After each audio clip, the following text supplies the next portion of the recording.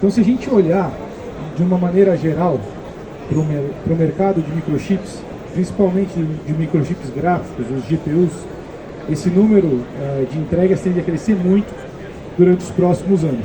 Muito impulsionado pelas cargas de inteligência artificial. Então, essas demandas que a gente tem hoje por inteligência artificial, que demandam muito mais processamento, um processador que tem uma característica totalmente diferente dos processadores convencionais para desempenhar trabalhos convencionais dentro dos data centers.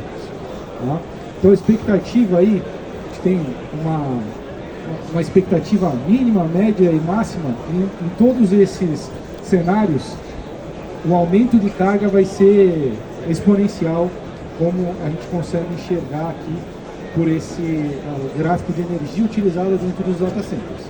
Isso vai demandar, obrigatoriamente, mais potência lá na sua UPS, mais potência no seu transformador, dispositivos de proteção com configurações diferentes, porque não é uma carga convencional como as cargas anteriores. Hoje a gente tem aí data centers com racks com potência entre 10, 20, 30, 50 kW por rack, tá? E a tendência é que essa potência possa chegar aí a 300, 400, 500 kW por rack. Então a densidade de potência dentro desse data center, dentro desses data halls, vai mudar muito. E a demanda por energia também vai mudar muito. Tá? Ao contrário do que a maioria pensa, a carga de inteligência artificial e o GPU, o comportamento dele, é um comportamento de sempre estar operando muito próximo lá da sua potência nominal, e existe um overclock por curtíssimos espaços de tempo, que são esses spikes que você vê nesse gráfico, tá? Isso aqui é como se fosse só um servidor. Então dentro de um data hall você vai ter vários gráficos desses sobrepostos, talvez um pouco defasados em tempo, né? Porque nem todas as demandas chegam na mesma hora. E o problema real desses fornecimentos é essa elevação por curtíssimos períodos de tempo aí, entre 100% e 150%, dependendo do perfil do processador gráfico, pode elevar ainda mais do que os 150%. Normalmente as UPS elas são construídas para suportar sobrecargas por curtos espaços de tempo, em até 150%, até 200%, aí a gente começa a falar já de milissegundos, de tempos bem menores, mas até os 150% geralmente é durante 10 segundos ou durante 1 minuto, dependendo da característica da máquina. Tá? Hoje, por que eu não trouxe um gráfico real? Isso aqui é um gráfico simulado, tá? Isso aqui é uma simulação real feita em fábrica. Mas hoje existem 2 data centers no mundo somente que operam 100% com carga de IA. Então a gente tem ainda muito pouco dado concreto sobre essas cargas em larga escala. Tá? Mas a gente já entendeu quais são os desafios, os principais desafios. Eu trouxe alguns desafios aqui para vocês entenderem um pouquinho melhor. Tá?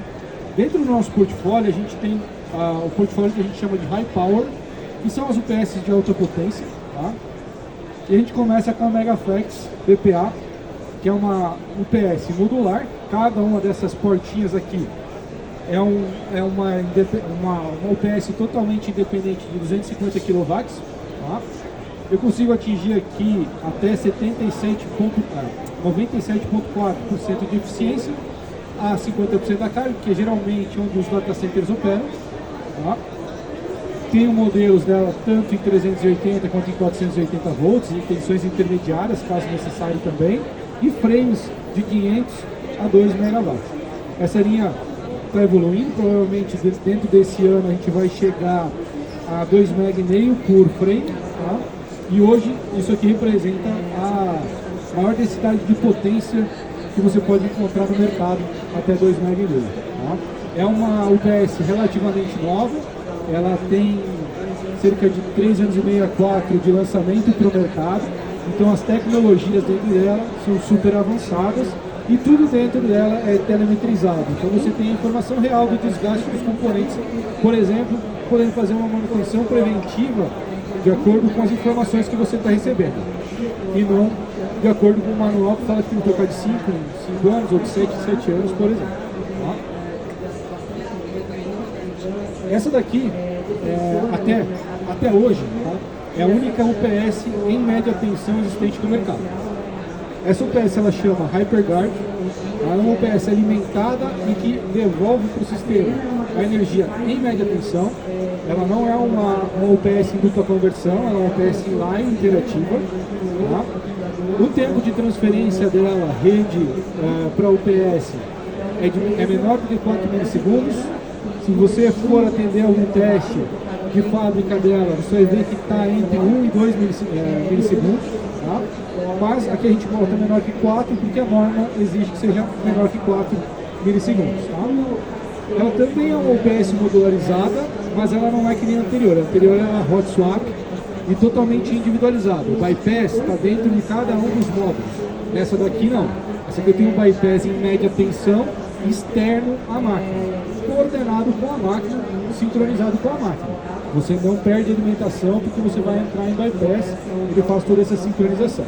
E eu posso paralelar até 10 máquinas por instalação, vamos dizer assim. Posso chegar a 25 MVA para fornecer para um data hall, 4 data halls, enfim, pode ser feita a divisão que for necessário. Aqui eu gero muita economia no projeto, de cabo, de instalação física e etc. Tá? Aqui, como ela é uma UPS inline interativa, a gente está falando de uma eficiência maior do que 98%, muito frequentemente operando acima de 99% de eficiência. Esse valor de 1%, nesse nível de potência, faz você pagar essa máquina só com economia pela eficiência dela durante 15 anos de operação. Tá? Nessa máquina em especial, a primeira manutenção intrusiva dentro dela é em 10 anos, não é em 5 como é o comum do mercado, ou 7. Tá? Então a primeira parada mesmo para manutenção é com 10 anos de operação. E essa UPS está sendo muito utilizada porque ela tem um princípio de funcionamento muito parecido com a Drups, com a UPS rotativa. Tá? Então hoje ela é uma alternativa para substituição nos data centers de Drups. Mas agora olhando para as cargas de IA, tá? Eu apresentei primeiro as UPS, depois eu vou falar de novo delas, tá? Porque eu vou falar sobre funcionalidades que estão dentro dessas para vocês conseguirem relacionar. Quais são os principais desafios então dessas cargas de IA quando você vem para um ambiente de data center, seja ele pequeno, médio ou grande? Todos eles vão experienciar esse tipo de comportamento. Tá? Se a UPS está funcionando lá em dupla conversão, por exemplo, e você tiver esses picos sucessivos em grande quantidade, como é que vai se comportar a UPS na relação com o que está acima dela, com o gerador, com a rede? Porque a gente sabe que a UPS muitas vezes ela consegue suportar essas sobrecargas, mas será que o seu sistema acima vai conseguir suportar? Será que a proteção que está dimensionada acima vai conseguir, não vai interpretar aquilo como um curto-circuito, por exemplo? Quando operando em modo bateria, no momento da transição da rede para o gerador, a UPS ela vai ser capaz de não entregar esse step de carga inteiro de uma vez só para o gerador, causando uma falha no gerador, e daí você falhou o gerador, você não tem energia, acabou sua bateria, perdeu. Certo? Então, o gerador ele não pode falhar. Ele é o primeiro backup para você. Mas será que a UPS ela vai ser capaz de entregar isso suavemente para sua carga? E quando sendo alimentada pelo gerador, e eu tenho um degrau de carga, vamos supor que o data center está operando a 20% e do nada foi para 100 e começou os picos de IA, eu não posso transferir essa carga numa velocidade maior do que o gerador consegue aceitar, certo? Senão eu vou causar um problema e vou perder o meu gerador lá por alguma falha. Então, esses são os principais problemas e soluções que todos os fabricantes de UPS têm que responder quando forem trabalhar com cargas de IA. Olhando para o que a gente tem dentro das nossas máquinas, que foram desenvolvidas com duas das maiores Big Techs que a gente tem, tá? E são funções que foram requisitadas por eles e dimensionadas para trabalhar com as cargas de IA, desenvolvidas especialmente para isso. Tá? A primeira é essa Input Rate Limit Feature. ela é uma funcionalidade que vai limitar a corrente que você vai demandar do gerador ou da sua fonte de alimentação, seja ela qual for. Nesse primeiro, o limite máximo de corrente de entrada, ele é fixo. E ele não permite que nada além daquele valor que você presetou seja passado para a carga. No segundo momento, tá, a gente tem um avançado. É a mesma função anterior, mas nesse caso aqui, o meu limite de corrente que vai ser passado para a rede, ele é dinâmico. Ele vai estar lendo a evolução da sua carga. Então vamos pegar como exemplo um collocation. O cliente vai começar lá com 200 kW, mas a carga final dele é 1 mega. Se você utilizar a primeira função, você vai ter que reprogramar ela toda vez que for adicionado carga. Utilizando a função avançada, ele vai entender que essa carga está subindo e ele vai alterando esse valor com o passar do tempo. Tá? Qual é que é aqui não é só uma funcionalidade, não é só software, tá? Qual é que é o grande segredo dessa tecnologia? Aqueles picos pequenos, eles têm que ser suportados por alguém, certo?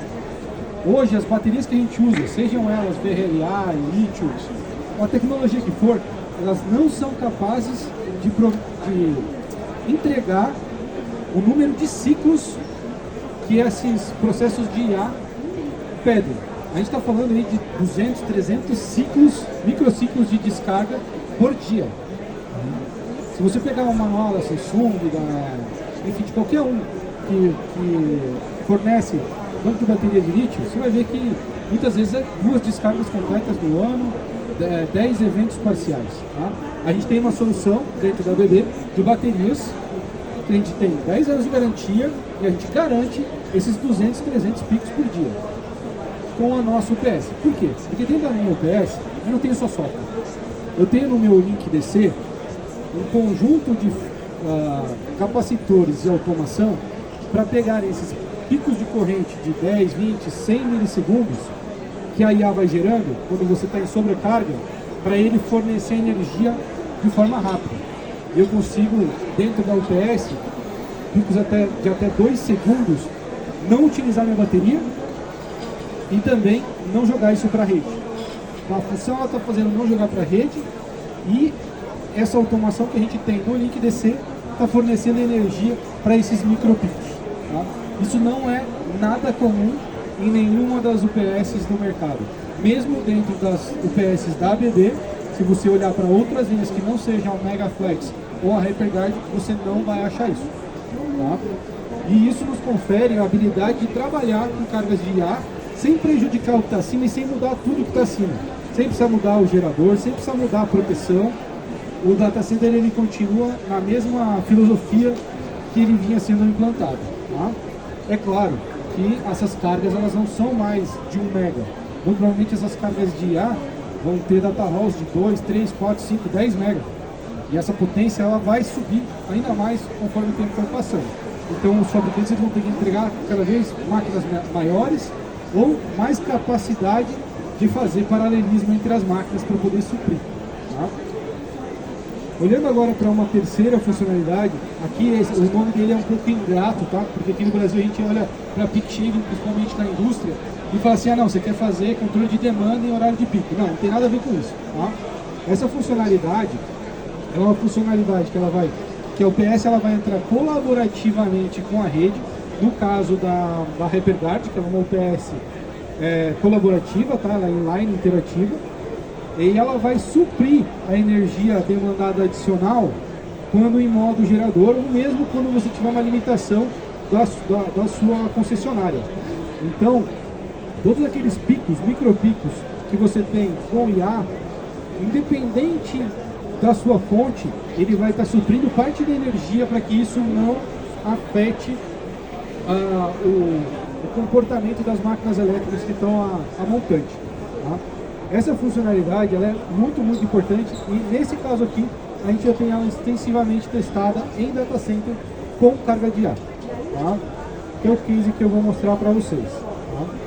Estou olhando para as principais características das máquinas. Tá? A Megaflex DPA quer dizer Decentralized Parallel Architecture, ou seja, arquitetura paralelável descentralizada. Tá?